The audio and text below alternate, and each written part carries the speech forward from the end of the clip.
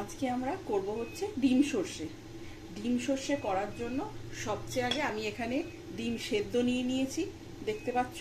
ডিম সেদ্ধ, এটাকে কিন্তু নুন দিয়ে সেদ্ধ করবে আর মাঝখান থেকে চিড়ে রাখবে, অল্প করে চিড়ে রাখবে। আচ্ছা, এরপরে নেব হচ্ছে সর্ষে বাটা। সর্ষে বাটাটা কিন্তু আমি প্যাকেটের সর্ষে নিয়েছি। অনেকেই জানতে চায় প্যাকেটের সর্ষে দিয়ে কি করে করবে। প্যাকেটের সর্ষে নেবে, তাতে জল দেবে এরম পরিমাণ, নিয়ে 15 মিনিট গুলে রাখবে, না হলে কিন্তু তেতো হয়ে যাবে। প্যাকেটের সর্ষে একটু জলো জলো রাখবে, একবারে শুকনো শুকনো গুলবে না, জলো জলো গুলবে। আর কিছুক্ষণের জন্য, অন্তত 15 মিনিটের জন্য কিন্তু এটাকে রেখে দেবে, স্ট্যান্ড বাই রেখে দেবে, তারপর রান্নায় দেবে। আচ্ছা, এই সর্ষেতে কিন্তু হলুদ গুঁড়ো, লঙ্কার গুঁড়ো আর নুন, এই তিনটে কিন্তু দিয়ে রেখেছি আমি। তোমরাও দিয়ে দেবে হলুদ গুঁড়ো, লঙ্কার গুঁড়ো আর নুন। আচ্ছা, এরপরে পোস্ত বাটা। পোস্ত বাটায় কিচ্ছু দিইনি, শুধু কাঁচা লঙ্কা দিয়ে পোস্তটাকে বেটেছি। পোস্ত বাটা। আচ্ছা, এখানে আছে ফ্যাটানো টক দই। ফ্যাটানো টক দই অবশ্যই লাগবে ডিম সর্ষেতে। দইটাকে ফেটিয়ে রাখবে, না হলে যখন তেল মানে রান্নায় দেবে দেখবে লামলাম হয়ে যাচ্ছে। আচ্ছা, এখানে আছে হচ্ছে পেঁয়াজ বাটা। এটা হচ্ছে পেঁয়াজ, আদা, রসুন বাটা। পেঁয়াজ, আদা, রসুন, কাঁচা লঙ্কা ফাঁচা লঙ্কা কিচ্ছু দিইনি। পেঁয়াজ, আদা আর রসুনটাকে বেটে রেখেছি। এতটা লাগবে না, যখন করব তখন দেখিয়ে দেবো আমি। এবার সবচেয়ে প্রথম যেটা করব সেটা হচ্ছে কড়াইতে সর্ষের তেল দিয়ে দেবো। সর্ষের রান্না যেহেতু, সর্ষের তেল অবশ্যই বেশি লাগবে, এটা কিন্তু মাথায় রাখবে। সর্ষের রান্নায় ডায়েট সর্ষের তেল দিলে কিন্তু হবে না। তেলটা আমার গরম হয়ে গেছে। তেলের পরিমাণ নিশ্চয়ই বুঝতে পারছো, একটু বেশিই লাগবে যেহেতু সর্ষের রান্না হচ্ছে। তেলটা গরম হয়ে যাওয়ার পর গ্যাসটা কমিয়ে দেবে, নিয়ে অল্প একটু তেলে হলুদ দেবে। কেন দেবে দেখিয়ে দিচ্ছি। অল্প একটু তেলে হলুদ দেবে। হলুদ দেওয়ার পর ডিমগুলো যে কেটে রেখেছি, এই যে কুসুমের অংশটা, সেটা উল্টো করে দিয়ে দেবে আগে ভাজার জন্য। কুসুমের অংশটা আগে ভাজবে, নাহলে কিন্তু কুসুম বেরিয়ে যাবে। এরম করে করে কুসুমের অংশটা আগে দেবে। ডিমগুলোকে আমরা ভেজে নেব।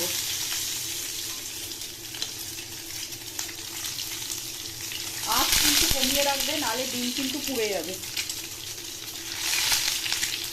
এইভাবে আমরা ডিমগুলোকে ভেজে নেব। কুসুমের অংশটা আগে ভাজবো, তারপরে উল্টো দিকটা ভাজবো। দেখতে পাচ্ছ কুসুমের দিকটা ভাজা হয়ে গেছে। এবার উল্টো দিকটাও অল্প অল্প করে ভেজে নেব। আঁচ কিন্তু কম থাকবে, বারবার বলে দিচ্ছি। উল্টো দিকটা অল্প অল্প করে ভেজে নেওয়ার পর এবার কিন্তু আমরা একটা একটা করে ডিম তুলে নেব।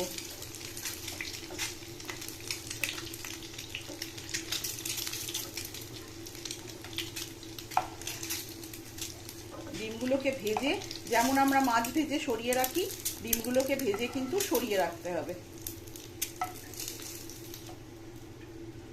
ডিমগুলোকে ভেজে নিলাম, নিয়ে ডিমগুলোকে আলাদা সরিয়ে রাখলাম।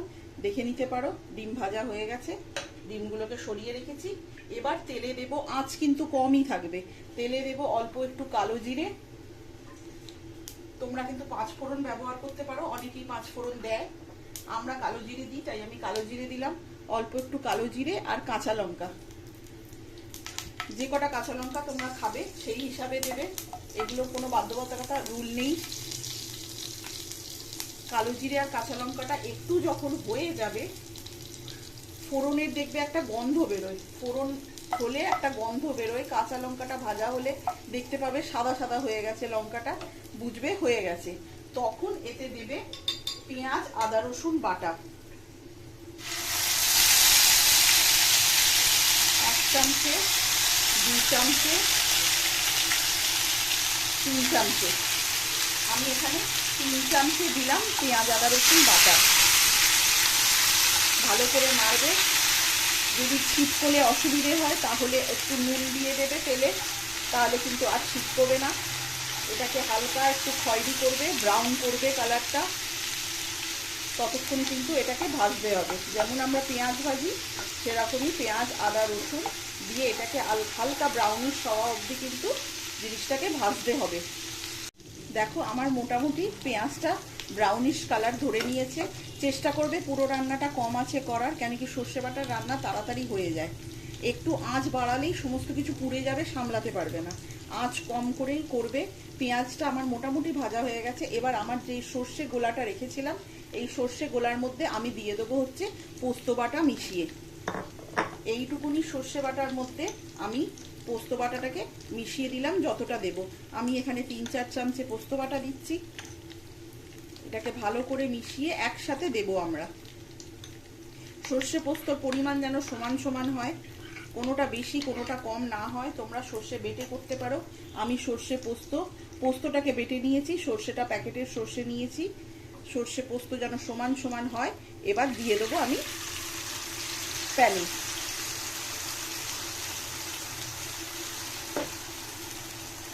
দেখো, এটা দেওয়ার পরে অল্প একটু অবশ্যই জল দেবে, না হলে কিন্তু চট করে শুকিয়ে যাবে।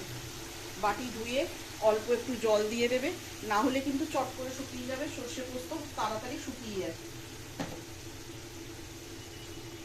এবার এটাকে অল্প একটু ফুটতে দেবে। অল্প একটুখানি যখন ফুট হয়ে যাবে, এর মধ্যে তোমরা নুনটা দিয়ে দেবে। দেখো, অনেকটা কিন্তু ফুটে গেছে। সর্ষে পোস্ত মিক্স করা আমি দিয়ে দিয়েছি, অল্প একটু জল দিয়েছি, কিছুক্ষণের জন্য ফুটতে দিয়েছি। এটা যখন, এবার আঁচটা কিন্তু বাড়িয়ে দেবে ফোটার সময়। এটা যখন ফোটা হচ্ছে কমপ্লিট একটু একটু করে, তখন এর মধ্যে টক দইটা দিয়ে দেবে। যতটা টক দই ফ্যাটানো আছে পুরোটা দিয়ে দেবে। এবার ভালো করে নাড়বে, নাহলে বলেছি টক দই ভালো করে নাড়লেই কিন্তু লাম্প ফর্ম করে যাবে, ছোট ছোট দেখবে লাম্প ফর্ম করে যাবে। টক দইটা দিয়ে আঁচ বাড়ানো থাকবে, এটাকে ভালো করে কিন্তু নাড়তে হবে। কন্টিনিউয়াস নাড়বে, টক দই দেওয়ার পরে 1-2 মিনিট কন্টিনিউয়াস নাড়বে, না হলেই কিন্তু লাম্প ফর্ম করে যাবে। বারবার বলা হচ্ছে। টক দইটা দেওয়ার পরে কন্টিনিউয়াস নাড়তে থাকবে। দেখো, আমি টক দই, সর্ষে বাটা, পোস্ত বাটা সব কিছু দিয়ে মিশিয়ে নিয়েছি। ভালো পরিমাণ ফুট উঠেছে, দেখতে পাচ্ছ ভালো পরিমাণ ফুটছে। এবার এর মধ্যে আমি ভাজা ডিমগুলো এক এক করে দিয়ে দেবো। খুব সাবধানে দেবে, ভাজা ডিমগুলো কিন্তু এক এক করে দিয়ে দেবো। কুসুমের দিকটা এবার ওপরে রাখবে, না হলে ফোটার সময় কিন্তু কুসুম বেরিয়ে যেতে পারে। যদি ভালো করে কড়া না ভাজা হয় তাহলে কিন্তু বেরিয়ে যাবে। কুসুমের দিকটা কিন্তু এবার ওপরের দিকে রাখবে। ভাজার সময় নিচের দিকে, ঝোলে দিতে গেলে ওপরের দিকে, এটা যেন মাথায় থাকে। এইবার ঝোলটাকে সুন্দর করে ডিমের উপরে দিয়ে দেবে। দেখতে পাচ্ছ সুন্দর করে ডিমের উপর দিয়ে দিয়েছি। এবার আঁচটাকে কমিয়ে এটাকে কিছুক্ষণের জন্য চাপা দিয়ে দেবো। কিছুক্ষণের জন্য দেখো আমরা চাপা দিয়ে দিয়েছি। এবার এটাকে কিছুক্ষণের জন্য কম আঁচে, লো ফ্লেমে কিন্তু এটাকে অল্প একটুখানি ফুটিয়ে নেবে। দেখো, এবার ঢাকা খুলে আমি দেখে নেবো আমাদেরটা হয়েছে কিনা। দেখো কি সুন্দর ওপর থেকে তেল বেরিয়ে গেছে, দেখতে পাচ্ছ নিশ্চয়ই সুন্দর একটা তেল বেরিয়েছে ওপর থেকে। তার মানেই বুঝবে কিন্তু রান্না কমপ্লিট। এরমভাবে তেল তখনই বেরোবে যখন বুঝবে রান্নাটা কমপ্লিট। আচ্ছা, এতটা কিন্তু জল না দিলেও পারো। আমরা একটু জল জল খাই, মানে একটু বেশি গ্রেভি খাই, তাই জন্য কিন্তু আমি একটু জলটা দিয়েছি। তোমরা কিন্তু আর একটু গা মাখা করতেই পারো, কোনো অসুবিধে হবে না টেস্টে। তবে আমি এরকম জল জল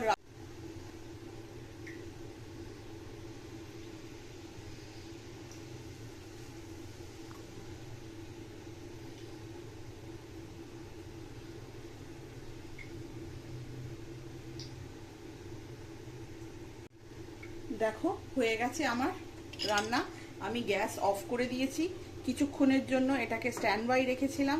দেখো কি সুন্দর মাখা মাখা হয়েছে। এবার সার্ভিংয়ের পালা, সার্ভ করে দেখাচ্ছি কিরাম লাগছে। দেখো, ডিম সর্ষে করে আমি সার্ভ করে দিয়েছি। দেখো কি সুন্দর দেখতে হয়েছে, এবং ডিমের কুসুম কিন্তু একটাও বেরোয়নি।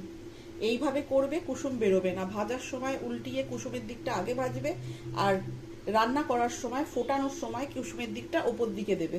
দেখো কি সুন্দর হয়েছে। খুব বেশি কিন্তু গ্রেভি হয়নি এবং খুব মাখো মাখোও হয়নি। মাখো মাখো করতেই পারো তোমরা, আমরা একটু গ্রেভি রেখেছি যেহেতু আমরা একটু বেশি গ্রেভি খাই বলে। আশা করি তোমাদের ভালো লেগেছে ডিম সর্ষে। আরও অনেক পদ্ধতিতে করা যায়, একটা রান্নার কিন্তু অনেকগুলো পদ্ধতি থাকে। আমি এক এক করে সব পদ্ধতি দেখাবো। আজকের জন্য ডিম সর্ষের এই পদ্ধতি রাখলাম তোমাদের কাছে। আশা করছি তোমাদের ভালো লাগবে, একবার করে দেখতে পারো। যদি ভালো লাগে অবশ্যই আমাকে জানাবে তোমাদের ভালো লেগেছে কি লাগেনি। Thank you very much.